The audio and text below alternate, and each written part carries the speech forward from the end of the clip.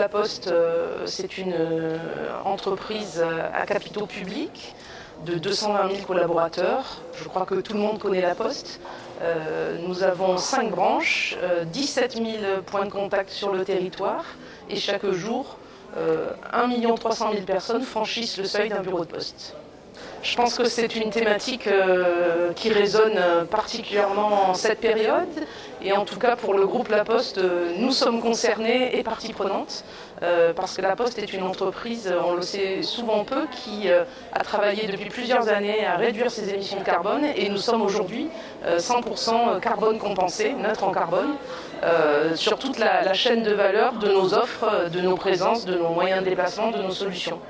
Donc c'est vraiment un sujet qui nous touche, qui nous tient à cœur et que nous déclinons sous plusieurs formes autour de plans d'action stratégiques dans toutes les branches du groupe.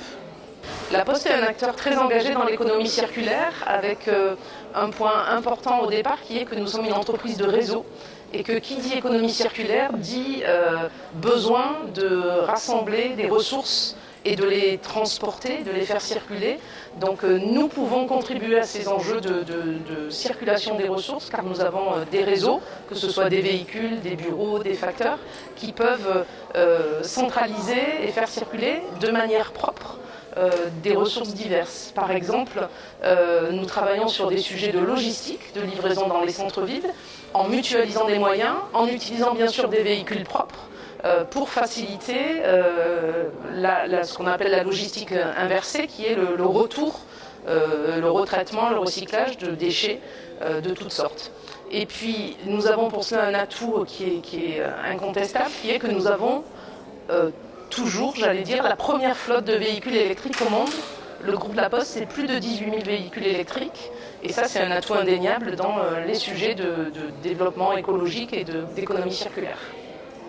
L'engagement aux côtés d'autres acteurs le prouve. Nous avons par exemple une filiale commune avec le groupe Suez qui s'appelle Recigo et qui permet de travailler sur le recyclage des papiers dans les entreprises pour alimenter des filières vertueuses et travailler sur de l'emploi aidé.